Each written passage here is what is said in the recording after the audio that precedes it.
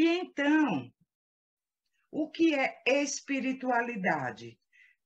Porque já que o tema é espiritualidade e física quântica, vamos ver sobre os dois, né? Para que a gente se norteie, tá? O que é espiritualidade? É ser espírita? É ser umbandista? É ser católico? É ser protestante? O que é espiritualidade, né? O que é ser espiritualista? Então, a espiritualidade, aqui a gente trouxe esse textinho que diz assim: é sentir em si mesmo a existência de uma alma imortal, é buscar, além de crenças e dogmas religiosos, sua comunhão com a fonte criadora. Se alguém tiver com o áudio aí ligado, por favor, desligue. É identificar seu papel no mundo, é singularizar Deus em si, é, nesta singularidade, relacionar-se com o seu Deus, buscando a vivência integrada entre si e o mundo a partir desta conexão. Em suma, né? É, por assim dizer, uma busca pelo sentido da vida por meio da transcendência da materialidade do mundo físico. Ou seja, vamos resumir, bem basiquinho, espiritualidade é vida interior, é buscar se encontrar, é o autoencontro com Deus, independentemente de segmento religioso, independentemente de dogmas religiosos, independentemente de crenças. É uma conexão singularizada entre nós e Deus. É a nossa intimidade com Deus. Isso é espiritualidade. E se estamos aqui juntos, por exemplo, é que, de alguma forma, essa espiritualidade tem sido trabalhada por nós. Se não estiver sendo, aí vai complicar, sabe por quê? Porque a gente vai adquirindo crenças e a gente não vai experimentando Deus em nós, a gente não vai se relacionando com Deus, a gente vai tendo teorias, vamos nos enchendo de informações, né? E essas informações, por mais completas que elas possam ser, por mais profundas que elas possam ser, elas não terão o condão de transformação, de aprofundamento do nosso ser. Por quê? Porque vai faltar essa espiritualidade. E então, quando a gente vai falar agora da física quântica, aí nós veremos o quanto é importante essa espiritualidade. Veja que o tema não foi espiritismo e física quântica. Umbanda e física quântica, catolicismo e física quântica, foi espiritualidade e física quântica, porque o que nós vamos ver vai trazer uma reflexão, vai trazer esse chamado para essa espiritualidade. E então vai responder a questões, né, de quem já trabalha essa espiritualidade, tá? E vai levar aquele pode, né? Porque vai depender da pessoa. Pode levar aquele que ainda não trabalha essa espiritualidade, né? A vir trabalhá-la, certo? E então, aí continua, a espiritualidade caracteriza a intimidade do ser humano com Deus, o que a gente tinha comentado agorinha, né? Ela está no templo divino do ser, sem fórmulas religiosas estabelecidas e exigidas. Ao contrário, pois que a espiritualidade deveria ser a base das religiões. Isso é uma colocação nossa, tá, meus queridos? Isso é um pensamento aí meu. Pois que a espiritualidade deveria ser a base das religiões. vez que o indivíduo encontraria na religião sua utilidade, comungando com os demais propósitos de outros indivíduos. Ou seja, entendemos que, ao estar numa religião, seja ela qual for, o indivíduo precisa trabalhar sua espiritualidade para que ele não viva, né, os dogmas daquela religião apenas no sentido de uma obediência, tá? Mas ter essa relação e poder viver, então, o seu propósito, levar dentro da sua comunidade religiosa, né, o seu propósito. E, então, religião seria o quê? A união de propósitos, certo? Esse é o nosso pensamento. Aí, eu trouxe uma frase aqui de Fritjof Capra, e mais adiante nós vamos ver um textinho dele, que ele diz assim: a questão fundamental do ser humano não é compreender a sua religião, mas a sua espiritualidade. Olha aí o que acabamos, né, de falar, certo? E então, física quântica e espiritualidade. Uma vez que a gente já sabe o que é espiritualidade, né? Como que vai se relacionar com a física quântica? O que é que tem a ver isso? Relacionar física quântica à espiritualidade não é assunto recente. Olha, o tema foi abordado inicialmente em 1975 na obra O Tal da Física, desse físico que eu citei no momento anterior, Fritjof Capra, que é físico austríaco e pesquisador da física subatômica, que é a física quântica, certo? E então não é um assunto novo, mas ao mesmo tempo é, né? Porque de 75 já século XX, que é quando surge também a física quântica. Não tinha nem como ser também tão antes, né? A física quântica e a espiritualidade estão associadas por meio da ideia de que somos energia. Nós que trabalhamos a espiritualidade, você que já trabalha a espiritualidade, a gente sempre não fala, somos energia, tudo é energia, né? Pois a física quântica também vai dizer isso. No decorrer aqui do nosso bate-papo, nós veremos isso, né?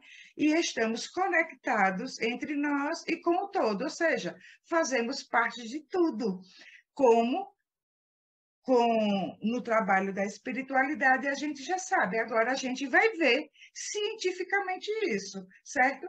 Agora, até chegar lá, meus amores, nós vamos precisar percorrer um históricozinho, né, dessa caminhada da física quântica, para que a gente se norteie, né, para que a gente tenha a elaboração mental desse caminho. E aí fica muito mais fácil da gente ir compreendendo, né? Da gente ir expandindo a consciência nessa compreensão, tá? Aí diz: o macrocosmo contém e está contido no microcosmo, que somos co-criadores da nossa realidade, porque irradiamos e recebemos energia por meio da nossa consciência. Ué, Angélica, mas se irradiamos e recebemos energia por meio da nossa consciência, o que é que isso agora tem a ver com física quântica? Vamos ver, vamos lá mais adiante, tá? Aí, aqui eu trouxe o trechinho que eu falei, né, do livro, O Tal da Física, do cientista, né, Fritjof Capra, que foi publicado na Califórnia em 1975, certo? Aí ele disse assim, e a gente vai entender mais. Espera aí, não está indo, não está abrindo.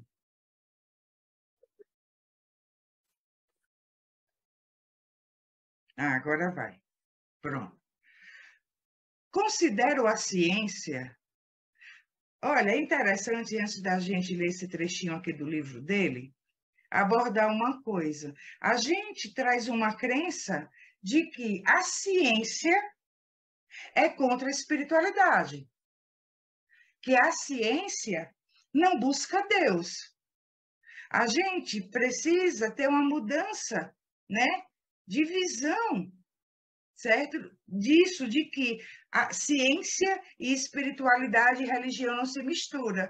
A gente não vem até então acreditando nisso, mas o trabalho da ciência é entender a matéria. Até então, a ciência clássica, né, que é anterior à ciência quântica, né, é de entender a matéria e o funcionamento da matéria. A chegada da ciência quântica, né, da física quântica, ou também como se chama mecânica quântica, né, vai buscar, então, o funcionamento desse macro, que é a física clássica, né, já desenhou, já trouxe, tá? Muitas compreensões, né? E vai explicar o mundo subatômico, o mundo do átomo, para que então isso aconteça no mundo macro, vai explicar o micro para o mundo macro. E, ao explicar esse micro, vai se aproximando do mistério da criação. E, então, não é que há uma rejeição, há uma certa resistência ainda, claro, de muitos físicos, mas outros muitos, como esse, Fritjof Capra, tá? Já abre o leque das possibilidades de se chegar à fonte criadora, certo? E então ele diz assim: considero a ciência e o misticismo, ele usou esse termo misticismo porque ele estava se referindo ao paralelo que ele fez ao misticismo oriental, tá? Considero a ciência e o misticismo como manifestações complementares da mente humana, de suas faculdades intelectuais e intuitivas. Olha, complementares e não separadas. O físico moderno experimenta o mundo através de uma extrema especialização da mente racional. O místico, através de uma extrema especialização de sua mente intuitiva. As duas abordagens são inteiramente diferentes e envolvem muito mais que uma determinada visão de mundo físico. Entretanto, ou seja, porque a forma de experimentar é diferente. Um é racional, né? Vai buscar a prática, as equações, a experiência nos laboratórios, né? E o outro é meramente intuitivo. Ele fala que isso é diferente, mas mesmo assim se complementam, tá? Entretanto, são complementares, olha, como aprendemos a dizer em física. Nenhuma pode ser realmente compreendida sem a outra. Olha que coisa importante, gente. Nenhuma pode ser compreendida sem a outra. Nenhuma pode ser reduzida à outra. Ambas são necessárias, suplementando-se mutuamente para uma compreensão mais abrangente do mundo. Parafraseando um antigo provérbio chinês, os místicos compreendem as raízes do Tao, mas não os seus ramos. Os cientistas compreendem seus ramos, mas não as suas raízes. Fantástico, né, essa frase? E aí, mais adiante, ele continuou, porque nós pegamos trechos para se complementar aqui, tá? A experiência profunda da mística é necessária para a compreensão da natureza mais profunda das coisas, e a ciência é essencial para a vida moderna. Necessitamos, na verdade, não de uma síntese, mas de uma interação dinâmica entre intuição mística e análise científica. Pronto, isso embasa todo o nosso bate-papo de hoje, porque é que nós trouxemos esse tema para falar de espiritualidade, tá? E então, o que vem a ser a física quântica. Aí a gente começa. A física quântica ou mecânica quântica é a ciência que observa os fenômenos que ocorrem com as partículas menores que o átomo, chamadas de partículas atômicas e subatômicas, que a gente tinha falado lá atrás, né? É o estudo do mundo micro para compreender o macro, tá? Ela estuda a interação entre energia e matéria em escala subatômica. Se propõe a observar o que não se pode medir, considerando o indeterminismo das partículas, ou seja, é uma física das probabilidades. O que isso quer dizer? A física clássica, amores, trabalhava com o quê? Com determinismo. Nós estudamos na escola, vocês já estudaram, eu já estudei, né? Ah, tinha aula de física. O que era que a gente aprendia em física? Determinar a velocidade de um objeto, né? O tempo, o espaço, era tudo muito determinado. Ah, um carro em alta velocidade, vamos supor, 120 quilômetros por hora, no espaço tal, em quanto tempo ele estará em seu destino? O destino é tal, já tinha um destino determinado. Aí a gente fazia aqueles cálculos todos para se chegar a essa determinação. Então, a física clássica é uma física determinista. A diferença, então, da física quântica é esse indeterminismo, é física das probabilidades, e a gente vai vendo o porquê, tá? Max Planck, né, o físico Max Planck é considerado o criador da teoria da física quântica, tá? Ele recebeu o Prêmio Nobel de Física em 1918. Então, aí você vê que a física quântica vai surgindo aí século XX, tudo muito recente, né? Mas, ao mesmo tempo, está acelerado. Está acelerado, muitas descobertas foram feitas, né? Já poderia até ter avançado mais um pouco, mas tem aquela questão da resistência ainda de alguns físicos, certo? Mas aos que se dedicam à sua descoberta, aos seus trabalhos, né, tem avançado consideravelmente, tá? E o que é que Max Planck disse? Para ele ser considerado o pai, né, da física quântica. Ele explicou as características da luz emitida por corpos aquecidos, o que os físicos chamam de radiação de corpo negro. Ou seja, ele estudou a energia contida num objeto, tá? Olha o micro e não o objeto, tá? Em 1900, ele afirmou que a energia, e aí você já vão pensando, somos energia, né? Em 1900, ele afirmou que a energia não seria contínua, como se pensava, né? Que eletromagnetismo, mas pacotinhos de energia, que é o fóton, e deu a esses pacotinhos de energia o nome quanto, passando a ideia de unidade de energia proporcional à frequência da radiação. Ou seja, quando a gente pensa, só para concluir aqui então, antes de falar isso, o quanto de Planck, e aqui tem um cálculozinho dele, né, ficou sendo conhecido como constante de Planck. Pronto.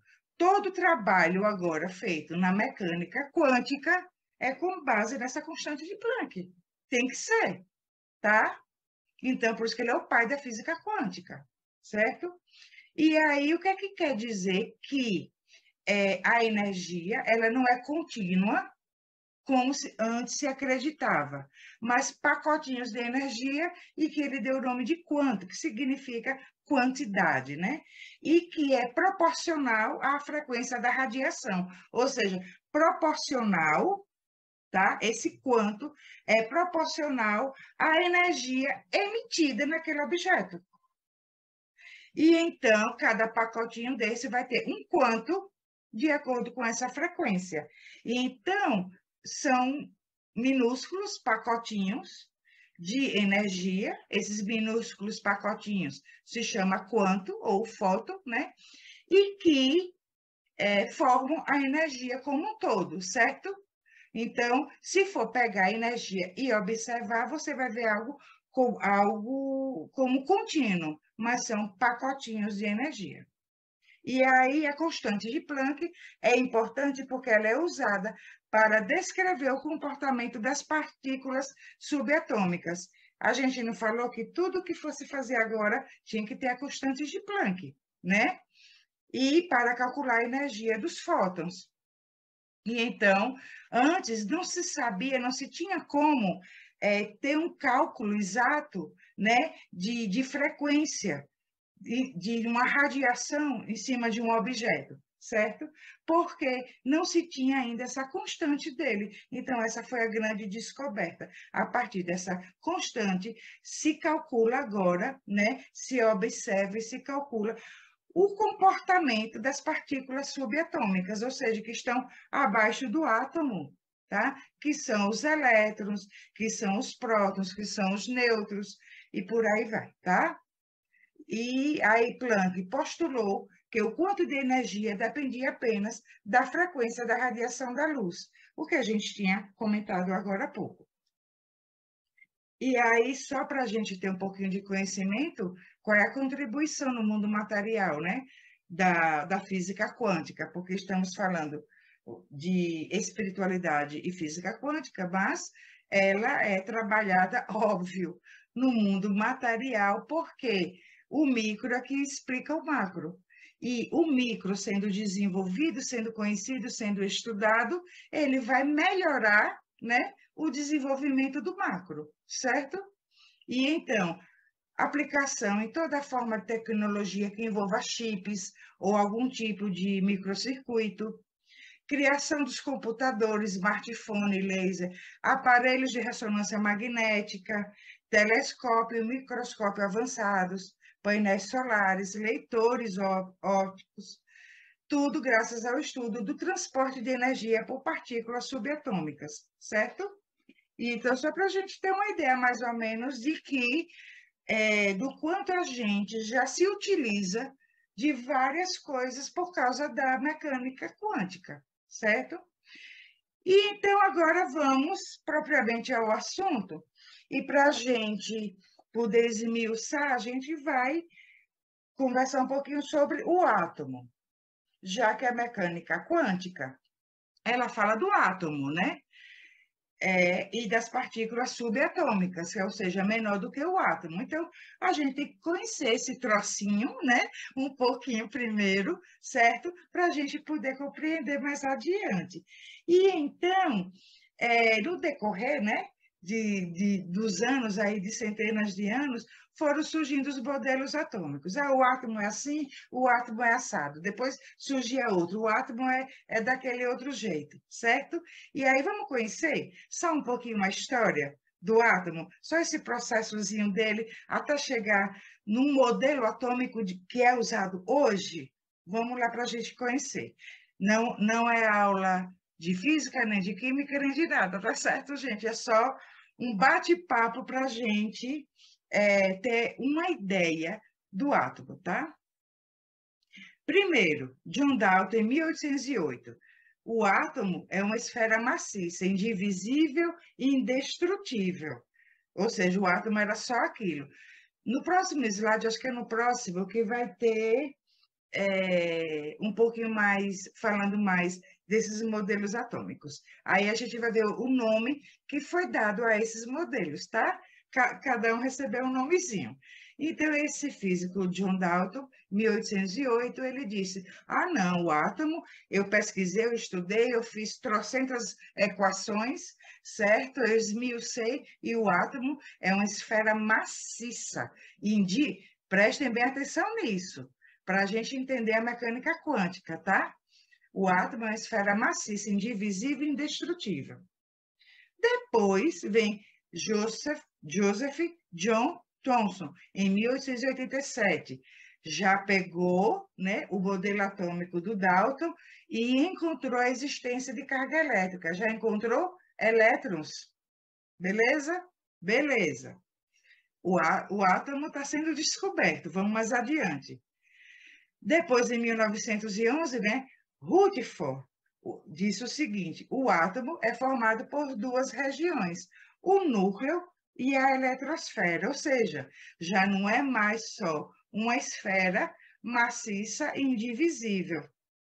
Ele tem duas partes, duas regiões, o núcleo e a eletrosfera, tá? E aí, em 1913, vem Niels Bohr, que é importantíssimo na mecânica quântica, é o Niels Bohr. Ele vem e aperfeiçoa, né, o trabalho de Rutherford, gente, eu não sei nem se eu estou pronunciando correto o nome dele, mas onde ele estiver, né, ele já entendeu que eu falei nele, não é isso? Tá bom. Então, Niels Bohr aperfeiçoou essa teoria de Rutherford, que o átomo é formado por duas regiões, o núcleo e a eletrosfera. Os elétrons já tinham sido descobertos em 87 por Thomson, né? Que descobriu a carga elétrica. Aí Niels Bohr diz o seguinte: provou a existência de camadas eletrônicas na eletrosfera para resolver limitações no modelo de Rutherford. Rutherford falou: olha, o átomo, pelo que eu vi, pelo que eu estudei, ele é formado pelo núcleo e a eletrosfera, não é só uma bola maciça, não. Niels Bohr diz, tá, tudo bem, tem um núcleo e tem a eletrosfera, certo? Mas nessa eletrosfera existem camadas eletrônicas, ou seja, camadas de energia. Vamos ver mais, tá? Sobre isso e a gente vai entendendo. Aqui só um quadrozinho que eu falei que tinha mais uma síntesezinha de cada modelo atômico. O primeiro modelo atômico, né, que foi chamado bola de bilhar, que a matéria é formada, né, por átomos que são partículas minúsculas maciças, né? São esferas indivisíveis. Pense num negócio duro, deve ser, né?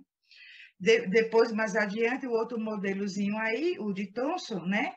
Que descobriu a carga elétrica, né? Tá, tudo bem, tem essa bola aí de bilhar, mas eu descobri a carga elétrica. Esse modelo foi chamado de pudim de passas, porque diz que se partisse o átomo, estaria lá todos os pontinhos dos elétrons, certo?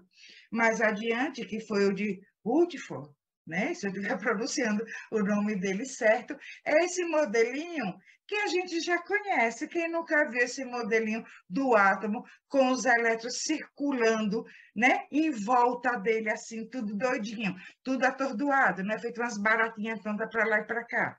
E aí que ele disse que o átomo é formado pelas duas regiões, né, o núcleo e a eletrosfera. E na eletrosfera, os elétrons giram ao redor do núcleo. E Niels Bohr não aperfeiçoou o modelo de Rutherford? Aí o que é que Niels Bohr disse? Opa, peraí, tudo bem. Tem o núcleo, tem a eletrosfera, mas a coisa não está assim meio aleatória, não. Existem camadas energéticas, camadas eletrônicas, que é esse modelo que está mostrando aí na tela, certo? E é o modelo agora usado. É o modelo usado na mecânica quântica. Os elétrons movem-se, olha o que Niels Bohr disse, movem-se em órbitas circulares, que ele disse que se assemelha a um sistema planetário, como se fosse, né, o Sol e os planetas orbitando em torno do Sol, certo? Só com a diferença de que, nesse caso do átomo, tá? Eles estariam em camadas energéticas, né? E cada órbita apresenta uma energia bem definida e constante, tá? E então, assim, cada camada dessa não é uma camada energética, então elas têm níveis de energia diferentes, tá? De uma camada para outra. Beleza, amores? Vamos mais adiante. E então, o que é que diz a física quântica sobre o átomo? Nós não vimos os modelos anteriores? Um diz que era maciço, o outro é maciço, mas tem elétron. O outro tem núcleo, tem eletrosfera, é Niels Bohr. Tá, tem núcleo, tem eletrosfera, mas na eletrosfera tem camadas energéticas e os elétrons estão nas camadas e não aleatoriamente. Não foi isso? Então, a gente sintetiza agora para a gente entender. Não há matéria sólida. A matéria que conhecemos é feita de átomos aglomerados e que há espaço entre eles. E então, se o átomo não é sólido, certo? Há um vácuo nele. E ainda assim, amores, há espaço entre eles. Ou seja, vocês imaginam Por exemplo, eu ouvi um físico, na verdade, eu nem sei se ele é físico, falando, né? Dando um exemplozinho para que a gente pudesse entender. Imagina um campo de futebol, tá? A bola lá no campo, né? Naquele gigantesco campo. A bola lá no meiozinho do campo é o núcleo do elétron. Aquele ginásio todo é o átomo, certo? E coloque o elétron lá fora, vamos supor assim, já na parede divisória, para o lado de fora, tá? Do núcleo. Olha o espaço entre o núcleo e o elétron lá. Só que para o próximo átomo ainda tem um espaço também. Ou seja, do que é formada a matéria. Porque a física clássica vinha falando para a gente que o átomo era maciço, indivisível. E a gente acreditava, né, que então tudo tinha essa indivisibilidade. Beleza? E agora? Se não há matéria sólida, se tudo que nós conhecemos, né, e nós sabemos, é feito de átomos, nós somos feitos de átomos.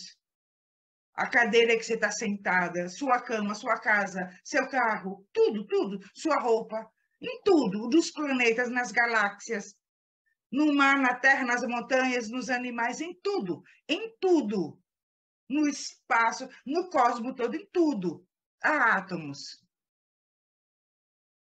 E ele não é sólido. Ele tem um espaço gigantesco. Então ele é feito de quê? Pelo amor de Deus.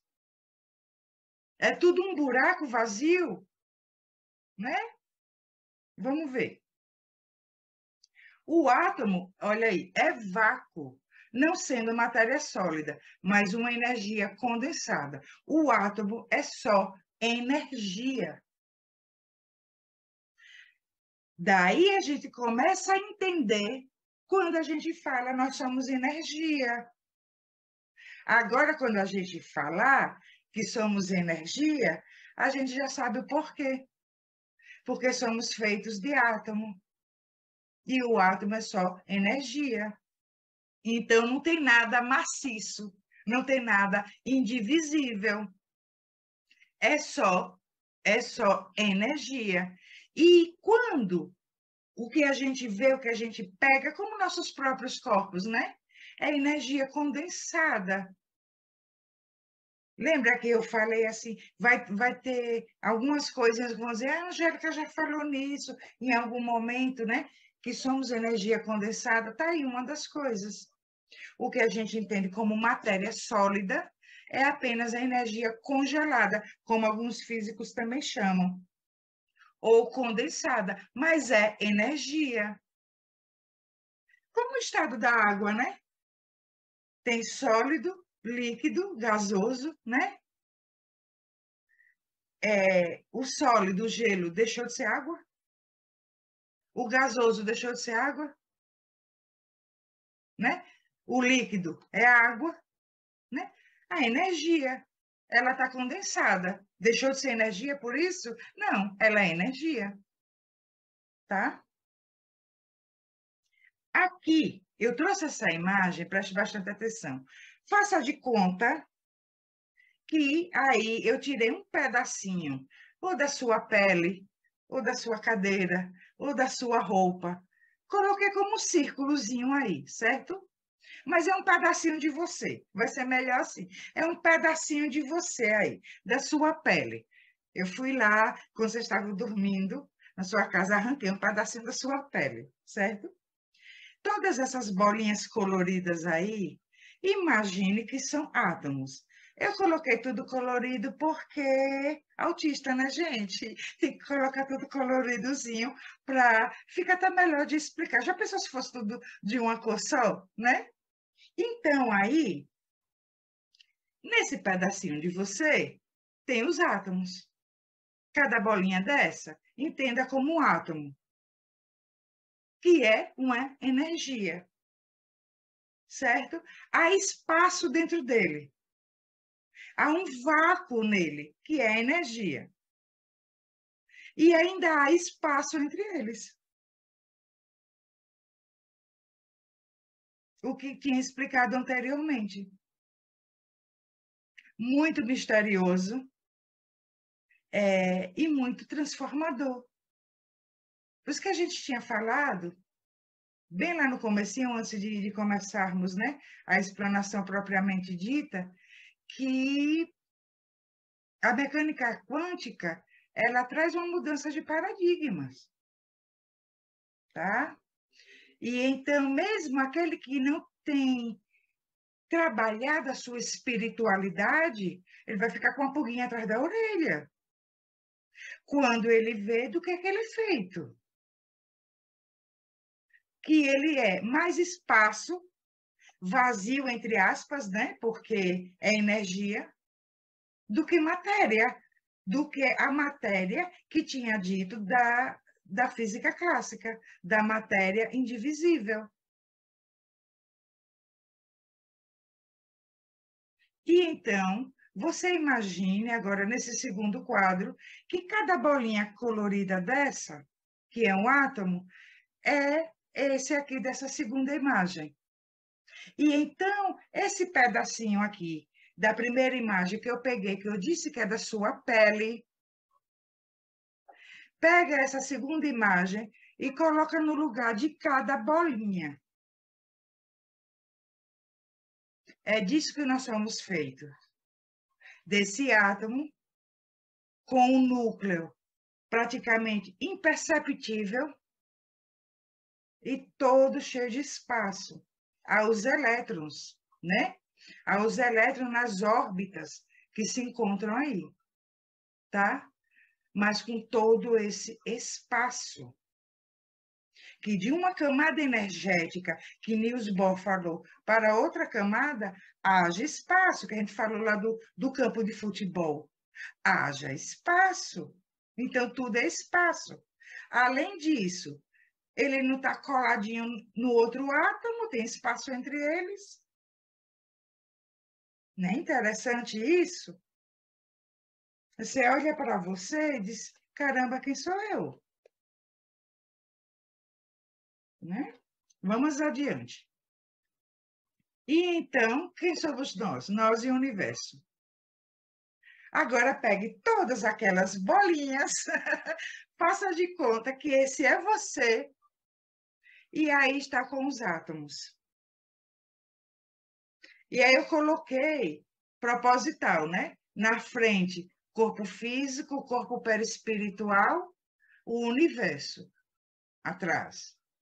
Se tudo é feito de átomos, e átomos não é matéria, é pura energia, e tem esse espaço energético, nós somos transparentes, nós estamos imersos no universo.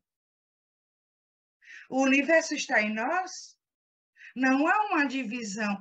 Vocês compreendem isso? Que não há uma separação entre nós e o todo? E tudo é uma coisa só? E os átomos que compõem uma galáxia, que compõem os universos, são os mesmos que nos compõem? E que se ele é energia, tudo é energia. Então não há matéria. Tudo é energia. E os físicos dizem que do Big Bang, né, com o surgimento e se descobriu o átomo, e que se criou tudo, diz: caramba, Nós somos feitos do pó das estrelas. O que compõe um planeta, o que forma um planeta é a mesma coisa que forma o meu corpo, diz os físicos. E então, quando a gente fala que Deus está em nós, que nós estamos em Deus, nós temos agora uma resposta científica. Embora os físicos não vão chamar ainda de Deus, tá? É que, lembra lá do Capra, do Fritz Capra, que diz assim, ambos os lados se complementam. A ciência mostra isso, porque a ciência trabalha com o racional, com a experiência do laboratório. O místico, o espiritualista, o espiritualizado trabalha o intuitivo. O intuitivo diz que Deus existe. E então, você pode chamar de Deus, de tal, como ele chamou. Você pode chamar de fonte criadora. Não se chegou ainda a dizer, é exatamente isso.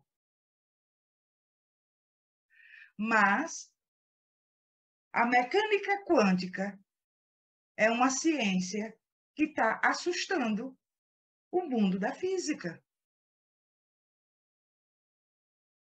Porque se comprova agora, cientificamente, que somos uma coisa só. Que somos irmãos.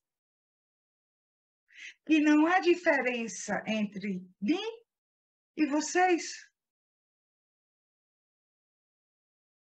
Que não há diferença entre mim e aquele, e nós, né?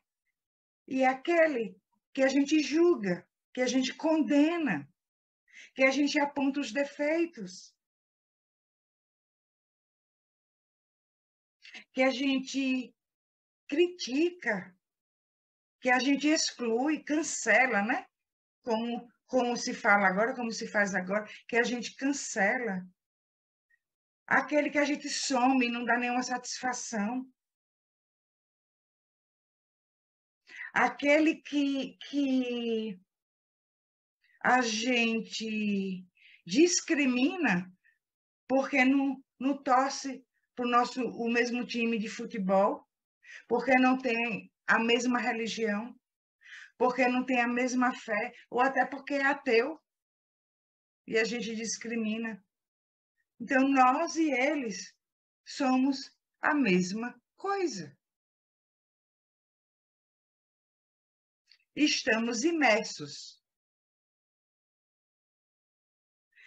Eu quero que vocês imaginem o seguinte, e a gente compreender isso bem mastigadinho.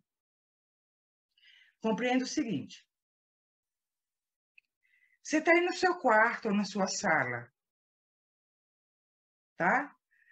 O espaço vago dentro do seu quarto ou da sua sala é o universo. Aí tem uma cadeira, tem uma mesa, tem sua caneta, tem um papel.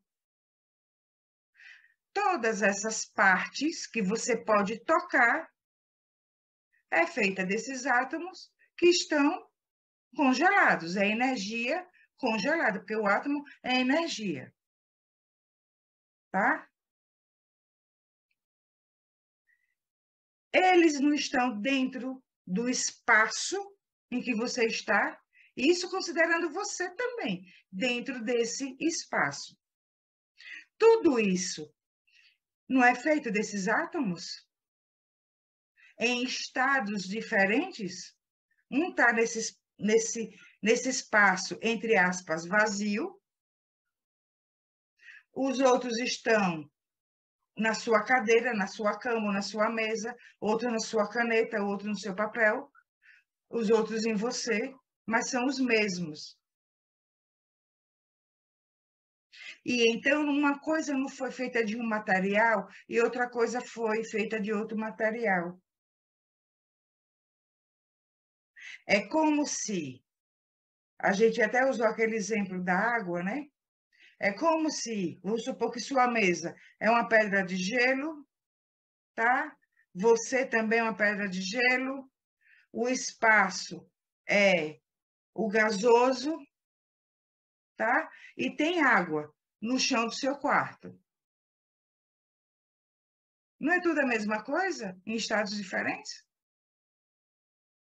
E que contém esse espaço, e esse espaço lhe une ao todo? Deu para compreender? Então não há separação nenhuma entre nós e o universo. É tudo uma coisa só. Certo, meus amores? Vamos adiante. Show. Então, aí agora a gente vai buscar ver um pouquinho sobre algumas experiências, né, que foram surgindo na física quântica e que vêm a explicar também um pouco mais sobre nós, tá?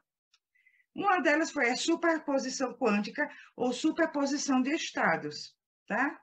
Criando a realidade. Niels Bohr, que a gente já tinha falado, que ele disse, opa, olha, o elétron tem as camadas energéticas na eletrosfera. Não foi ele? Que é um físico dinamarquês, ele ganhou o Prêmio Nobel de Física em 1922. Ele disse o seguinte, que é chamado de princípio da complementariedade. A natureza da matéria e energia é dual, e os aspectos ondulatório e corpuscular, que é a matéria, certo? Que é como é que fala? O corpo, né? O corpo energético, não são contraditórios, mas complementares. O que é que isso quer dizer? Que a partícula, ela pode, a gente não falou dos estados, né? Dos estados, até demos o exemplo da água, ela pode ser partícula e ela pode ser onda. Então, essa energia pode ser partícula e pode ser onda. E que são complementares, por isso chama princípio da complementariedade. E não que, ou seja, elas são as duas coisas ao mesmo tempo. E não que uma hora é uma coisa, outra hora é outra. A gente deu o exemplo da água, gelo, gasoso, líquido, papapá. Aquele quer dizer que a partícula e a onda energética são a mesma coisa ao mesmo tempo. Então, não se separa. O que vai separar, e a gente vai ver a experiência que foi feita, a experiência da dupla fenda. Vejam só o que foi que aconteceu. O que é que vai tornar, então? Se é a mesma coisa, se é ao mesmo tempo partícula e onda, quando então que vai ser partícula então, e quando então que vai ser onda? Olha a experiência que foi feita, que é o experimento da dupla fenda. Os cientistas pegaram elétrons, os elétrons não estão nas camadas energéticas, né, do átomo, certo? E aí ele pegou elétrons e fez um experimento da dupla fenda. O que é dupla fenda? São dois espaços. Aí, como vocês estão vendo aí na imagem, dois espaçozinhos por onde os elétrons iam passar. E aí, quando eles atiravam, né, uma camada de elétrons, os elétrons se comportavam como partículas. Ou seja, eles batiam numa parede lá do outro lado, conforme eles tinham sido atirados, certo? Acontece que, olha o que aconteceu. Em outro momento, quando atiraram os elétrons, né? Isso lá nas engenharias dele, no maquinário deles lá, né? Eles ficaram assim, atordoados, sem entender por que os elétrons ali não estavam mais se comportando como partícula, mas como onda. Olha essas ondazinhas aí, ondas energéticas, como ondas de um rio mesmo, ondas do mar, tá? E aí, então, passava pela fenda, né? Eles atiravam daqui, dessa primeira fenda. Nas duas fendas, quando eles passavam, eles se cruzavam e iam espalhando outras ondas. E isso ia se tornando infinito. Tipo, tem fim, mas não? Onde é que essas ondas vão parar? Porque enquanto partícula já havia um destino. Enquanto onda, não se havia esse destino. Elas se espalhavam. Passava pela dupla fenda e, quando passavam, no lugar de cada um continua seguindo seu caminho, eles se encontravam, olha aí os cruzamentos. Iam se encontrando, as ondas iam se encontrando, e isso infinitamente. Eles deduziram que infinitamente. E aí pensaram assim, sabe o que é que chegaram à conclusão? Que o ato da observação era que determinava se o elétron seria partícula ou se seria onda. E é aquilo que você observa, ou seja, que você coloca foco, que você coloca atenção, se torna partícula. E aquilo que você deixa mais livre, se torna onda. E você não sabe o fim disso. E agora vai fazer todo o sentido quando a gente fala de espiritualidade e física quântica. A partícula, primeira imagem, destino definido. O que é a partícula? Energia. Energia condensada. O que é a onda? Energia, em forma de onda. Então, a mesma partícula será uma coisa ou outra, porque ela é a mesma coisa ao mesmo tempo. O que vai definir o seu comportamento é a observação. E quem estava observando essa experiência? Foram as paredes? Foi o próprio maquinário? Não, foram os cientistas. E então muitos físicos chegaram. Cara, foi você. Foi você que determinou aí se ia ser partícula ou se ia ser onda. Quando você estava observando, partícula. Parou de observar, onda. Saiu para tomar um cafezinho, foi no banheiro, o elétron se comportou como onda. Estou falando assim brincando, tá, gente? Você estava lá muito atento, colocando todo o seu foco, toda a sua atenção, virou partícula. Então, matéria condensada. E então, tudo aquilo, e a gente vai juntar agora com a espiritualidade. Somos uma consciência. Somos um ser que não é esse do personagem, do ego, né? Somos uma consciência. Essa consciência está todo o tempo fazendo observações ou não observações. Então, está a todo tempo criando a sua realidade. Você está a todo tempo criando a sua realidade. Nesse exato momento, você está criando a sua realidade com o que você está colocando foco. com o que você está dando atenção. Você está criando a sua realidade. Vê que ninguém é vítima de ninguém? E então, se você é uma pessoa que só pensa no que lhe falta,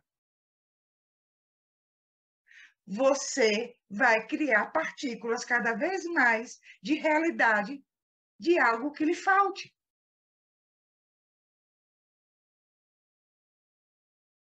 Mas, se essa pessoa que vibra aí na escassez, que só pensa no que falta, mudou seu paradigma de vida, mudou a sua visão e disse: a partir de hoje, confio na fonte, estou entregue à fonte e vive o presente, entregue, sem ansiedade, sem expectativa.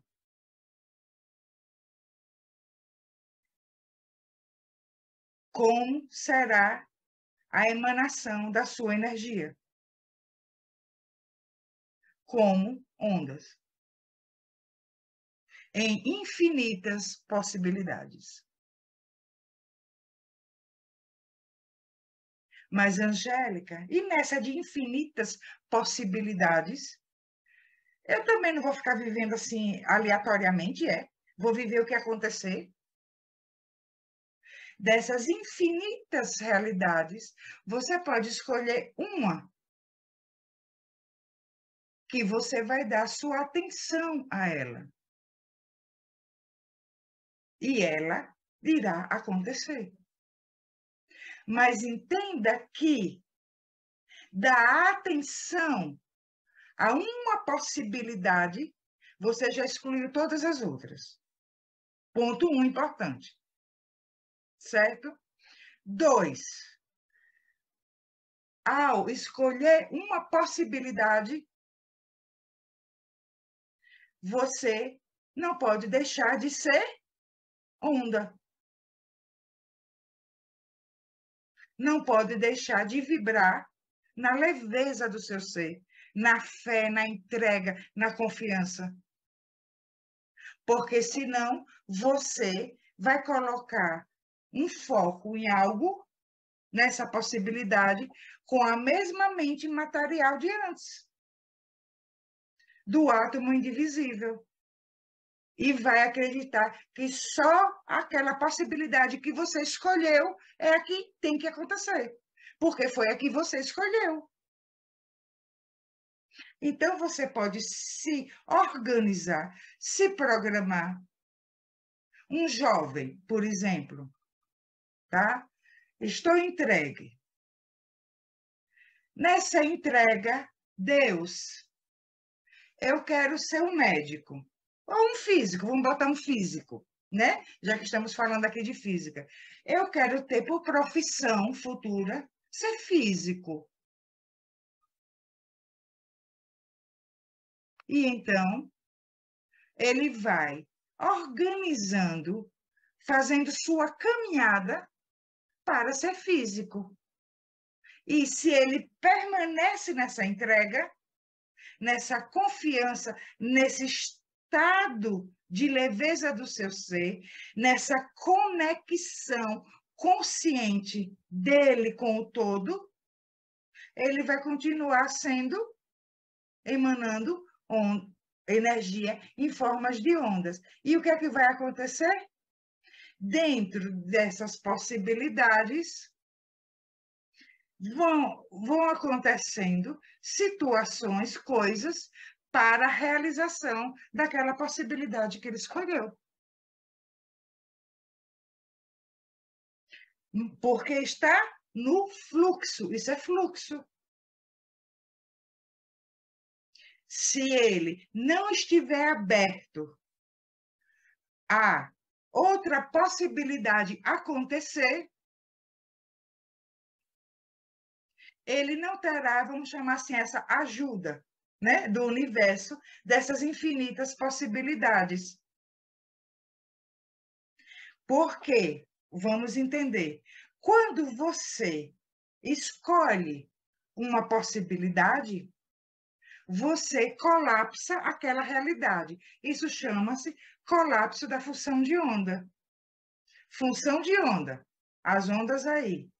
Colapsou, tornou-se partícula, aquela realidade. E então, se você se fecha nisso, essas outras infinitas possibilidades não poderão, de acordo com a sua consciência, chegar até você para a concretização dessa criação da sua realidade. Vamos dizer assim, vai ser uma criação de realidade meia boca, sabe? Meia boca, meio lá, meio cá. Parecia que ia, mas não foi, entendeu? Por quê? Porque escolheu uma possibilidade, mas não houve essa entrega no fluxo. Não houve a consciência, porque a consciência é esse fluxo. A nossa consciência com Deus está neste fluxo, ou seja, Deus é a própria infinitude de possibilidades. Tudo que se realiza em Deus. Certo, amores? E aí vem o princípio da incerteza, de Heisenberg, o físico alemão, né? Que foi de 1901 a 1976. O que é que ele disse? Que se tentar medir a velocidade do elétron, não há como saber seu destino. Se medir onde ele está, não consegue determinar a sua velocidade, ou seja, aquelas equações lá da física clássica que a gente viu na escola, não vai servir. Né? Determine o tempo, a velocidade, o espaço, blá, blá, blá. A onda se espalha e cada resultado uma probabilidade, ou seja, infinitas possibilidades. Ele está em vários lugares ao mesmo tempo. Então, é como se esse elétron tivesse se repartido, mas sem deixar de ser ele, tá? E ele está nessas infinitas possibilidades. Ou seja, é como se a sua consciência acessasse a essas infinitas possibilidades. E então você cria a sua realidade. Basta em que está a sua consciência. Então, não se sabe o ponto exato, eu quero que vocês prestem bastante atenção nisso, que nós vamos precisar um pouquinho mais adiante, que vocês lembrem disso, tá, amores? Não se sabe o ponto exato e a hora exata em que vai estar o objeto. Há possibilidades. As equações são probabilísticas. De certa forma, há aí o fim da objetividade da ciência clássica. Então, a ciência clássica não era objetiva?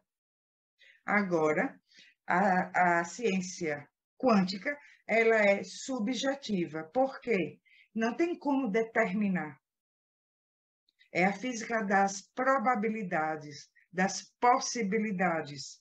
Por quê? Porque se conta com as inúmeras variáveis. E então, você sai do seu carro a 120 km por hora do ponto A para chegar ao ponto B.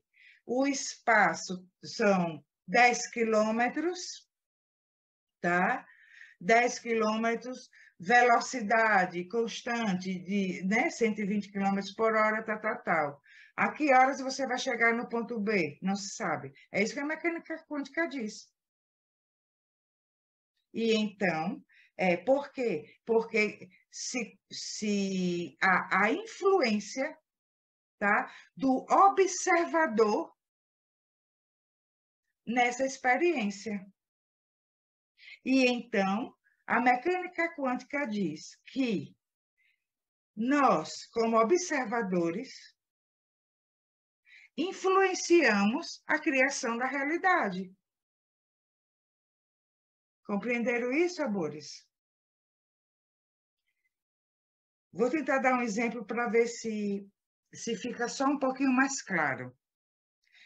Se você está agoniado numa antessala de um médico que está demorando para atender, Quanto mais agoniado você fica, que você está colocando atenção naquilo, mais o tempo demora a passar, né? Quando você se distrai, olha, quando se distrai, você deixou sua consciência livre. Quando você vê, ué, já chegou a minha vez? A atendente está lá lhe chamando.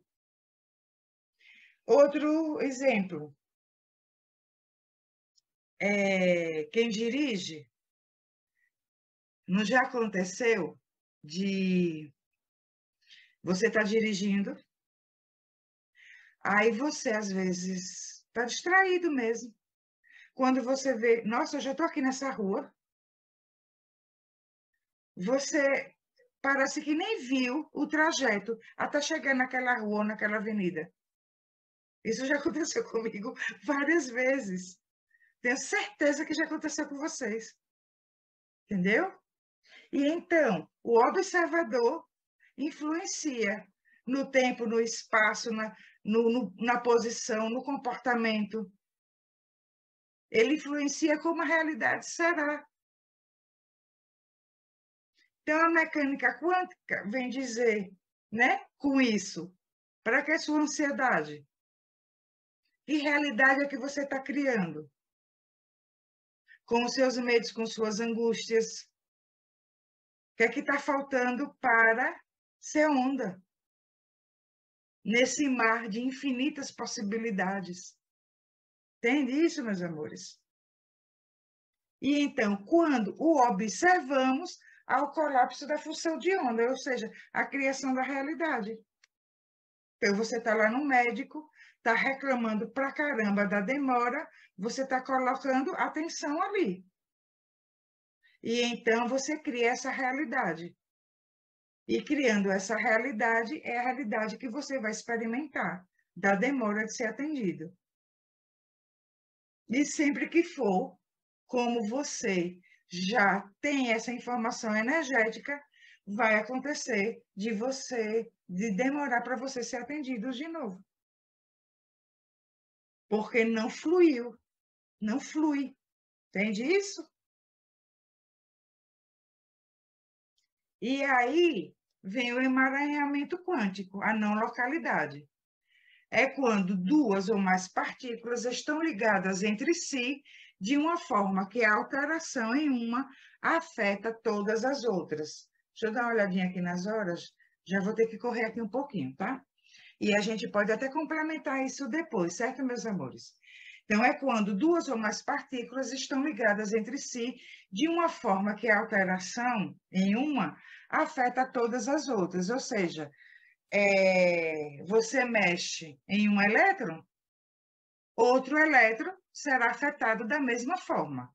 Então, além de serem duais, partícula e onda, elas se comunicam entre si. Já pensou numa coisa dessa, minha gente? Além da partícula ser partícula e onda ao mesmo tempo, vai depender do observador, elas se comunicam entre si. E então, você se comunica, isso vem a explicar a telepatia, vem a explicar a sincronicidade de Carl Gustav Jung, né? Que algumas pessoas vão chamar de coincidência, entendeu? Porque há essa comunicação. E aí, olha, mais adiante, vamos ver aqui, nessa imagem, duas partículas, certo? Se comunicando entre si. Então, a informação que você coloca em uma, automaticamente influencia na outra.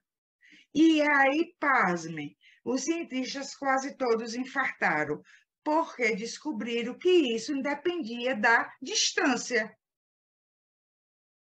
Pode uma partícula estar aqui e a outra a 10.000 galáxias depois. Haverá essa comunicação. E essa comunicação é de partículas idênticas. É o que chama de entrelaçamento quântico. Por isso que eu brinquei lá no comecinho, que estamos aqui entrelaçados quanticamente. Ou seja, aquilo que o Espiritismo diz, os afins se atraem. Entendeu? E influencia, mesmo que você não esteja perto. Influencia o outro. E aí, aqui só um exemplozinho do que seja o emaranhamento quântico, o emaranhamento mesmo. E então, o que você está vibrando hoje aqui está influenciando pessoas lá no Japão. Sabe aquilo que a mudança no mundo começa em nós? É exatamente isso que acontece. E então, quando a gente reclama do Brasil ou do mundo, nós fazemos parte disso tudo. Porque se estamos aqui, estamos nesse emaranhamento quântico. Então, qual é o papel de cada um de nós? Transformar a realidade. O mundo muda a partir de cada um de nós. Porque vai levar essa informação energética e vamos atrair para as nossas vidas as energias similares. Entendeu? Então, isso é o emaranhamento quântico. Em outros momentos, a gente pode aprofundar um pouquinho mais isso, tá? Que agora eu já estou correndo aqui um pouquinho. Aí, Albert Einstein, né, quando ouviu falar que duas partículas quânticas podiam se entrelaçar de forma que o que acontecesse com uma afetaria imediatamente a outra, não importando se ambas, né, estivessem em extremos opostos da galáxia, ele chamou isso de ação fantasmagórica à distância, porque ele não acreditava. Ele não, olha, tudo bem, eu já entendi, aceito, confirmei, ganhou prêmio Nobel, confirmando que tudo é energia, que átomo é energia, tá? Mas isso agora aqui já está demais para minha cabeça.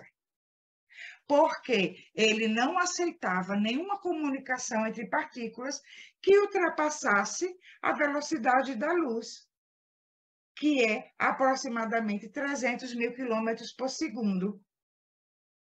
E quando ele via que havia essa comunicação entre as partículas, independentemente da distância das galáxias, ele não, isso aí está demais, isso eu não aceito. Isso é uma ação fantasmagórica, ou seja, o que é que está por trás, gente, disso tudo? Do que é que está por trás? Do transporte dessa informação. Porque não é um transporte que a informação vai a galope, né? Vai caminhando. É uma onda energética. É uma luz. É uma informação energética.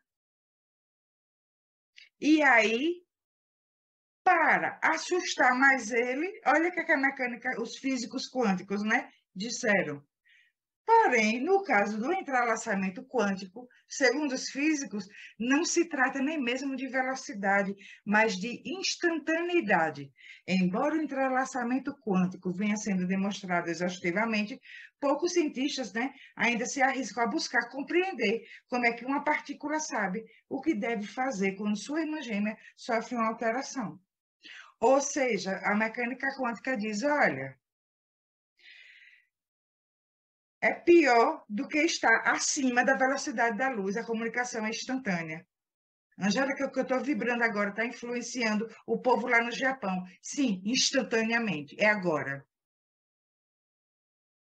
E então, o que a gente faz de bom ou faz de ruim, estamos influenciando instantaneamente. E não sou eu que estou dizendo, é a ciência, comprovação científica. No momento de oração, sincero, com aquela intenção de conexão instantânea, com o seu mentor instantâneo. É instantâneo. Vai depender da sua consciência. E aí a gente volta lá em Marx Planck, que disse o quê? Do quanto energético, dos pacotinhos de energia, que cada pacotinho de energia vai depender do grau de irradiação, da frequência da irradiação. E então, para você aproveitar dessa instantaneidade e ter a melhor comunicação, sua frequência vai ter que estar elevada. Angélica, eu tento saber quem é meu mentor, eu não consigo. Eleve a frequência, que é a comunicação será instantânea. Entende isso? E para a realização, para a criação da sua realidade. Sempre, então, o grau de frequência vai determinar até onde alcançaremos. E é aquela coisa que quem fez o curso de Espiritismo, bem lá do comecinho, viu sobre ondas longas, ondas médias, ondas curtas. Está aí a explicação científica. E aí eu fiz um comentário aqui. Se a informação de uma partícula a outra é instantânea, o que é o espaço e o tempo? Então, se não percorre o espaço, se é instantâneo, vamos ver aqui rapidinho? Considerações espíritas sobre o tempo e o espaço. Kardec, em O Livro dos Espíritos, na questão 240, fez a pergunta: os espíritos compreendem o tempo como nós? Resposta: não. É por isso que vós também não nos compreendeis quando se trata de fixar datas ou épocas. E Kardec, então, em seguida, comentou: a ideia e a ação do tempo para os espíritos não são como nós os compreendemos. O tempo para eles é nulo, ou seja, não existe, por assim dizer. E os séculos tão longos para nós são, a seus olhos, apenas instantes que se perdem na eternidade, como o relevo do solo se apaga e desaparece para quem o vê de longe, quando se eleva no espaço. Meus amores, sabe quando surgiu o Espiritismo? 1857, com a publicação do Livro dos Espíritos, Mecânica Quântica, século XX. Tá? Um foi num século, o outro no outro século, 100 anos depois. O Espiritismo já explicava isso. Ou seja, o que a gente pode imaginar? Está tudo junto? Não há separação? Não há espaço? E então o que a gente acha distante não é distante, está aqui? E aí eu lembro de uma palestra que fizemos uma vez sobre as dimensões espirituais e que falamos, estão todas aqui. É só uma questão de frequência para acessar. Ah, Angélica, para onde eu vou quando eu morrer? Você não vai, você já está. Entende isso?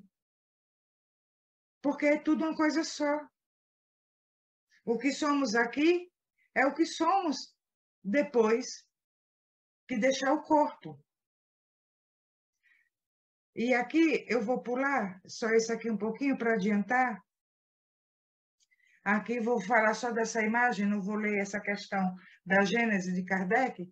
E aqui essa imagem é só para a gente se situar que nós estamos nesse hiperplano do presente, né?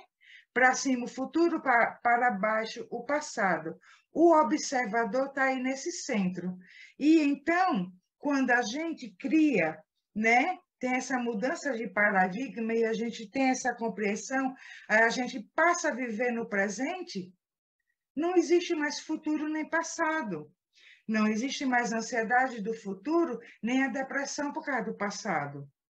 Não existe mais um cronograma em que a gente se prenda a ele e que a gente coloque toda a nossa expectativa de vida em cima desse cronograma, todas as nossas realizações dentro desse programa, ou desse cronograma. Então, o que a gente tem que fazer? Viver o presente, o aqui e o agora, o hoje. E assim a gente eleva a nossa frequência. E aí, também, Emmanuel falando sobre o espaço e o tempo, vou dar uma puladinha nisso aqui também, para a gente, chegamos na parte final, estamos chegando no final, né? Que Emmanuel, no prefácio do livro Nos Domínios da Mediunidade, de André Luiz, né, por Chico Xavier, olha o que ele disse. Químicos e físicos, geômetras e matemáticos, erguidos à condição de investigadores da verdade, são hoje, sem o desejarem, sacerdotes do espírito. Por quê? Como consequência de seus porfiados estudos, o materialismo e o ateísmo serão compelidos a desaparecer. Por quê? Por falta de matéria. Qual é o nosso modelo atômico? Que é energia. O modelo atômico hoje, né? Da mecânica quântica, que é pura energia. Não é matéria maciça. Ou seja, estamos num caminho de que hoje a mecânica quântica mostra, olha, tem algo aí por trás disso tudo. A gente ainda não consegue compreender como que a informação é instantânea. A transmissão da informação é instantânea, mas é instantânea. Inclusive, já se cogita a possibilidade de futuros experimentos de teletransporte, tá? Como vocês veem nos filmes. Você entra numa máquina, coloca a atenção, a máquina vai digitar lá, sei lá o quê, para você ir para outro lugar e você ser transportado para outro lugar. Porque a matéria vai ficando menos condensada. Gente, é o mundo da regeneração chegando. E isso é muito sério. É hora de expandir a consciência, né? Transportar um livro. Angélica, você tem tal livro assim, assim, assim, assim, para me emprestar? Tenho. Bota dentro de uma maquininha e transporta. Ô, gente, Angélica, que barbaridade falar isso. Não, não é. Olha, no passado, se você falasse que iria falar com outras pessoas por um aparelho chamado celular, você seria queimado na fogueira. Então, o teletransporte de objetos com a mecânica quântica não será impossível. A gente começa com a consciência. Do micro, se aperfeiçoar o macro. Estamos usando computadores, smartphone, fazendo tomografia computadorizada. O micro aperfeiçoou o macro. Não vemos isso? Então, a gente encerra. Quem melhor ensinou física quântica? Quem vocês acham que foi? Foi algum desses físicos?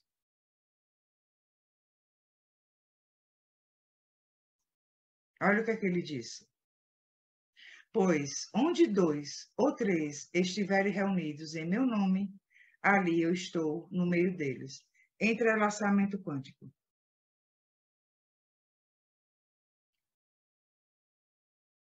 Chama por ele.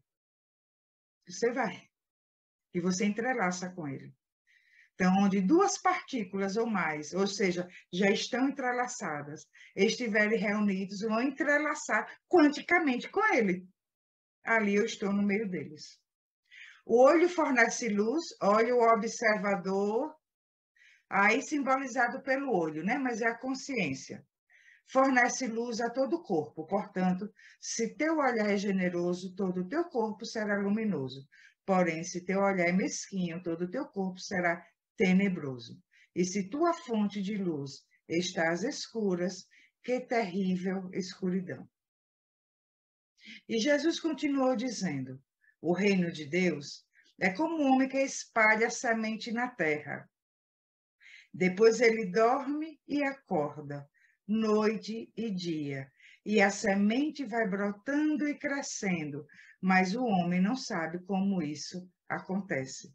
Infinitas possibilidades. O que você vibra, o que você emana, as ondas eletromagnéticas que você emana, vão se espalhar no espaço em infinitas possibilidades que não tem como saber todas. Lembra? Mecânica quântica não é determinista, é probabilística.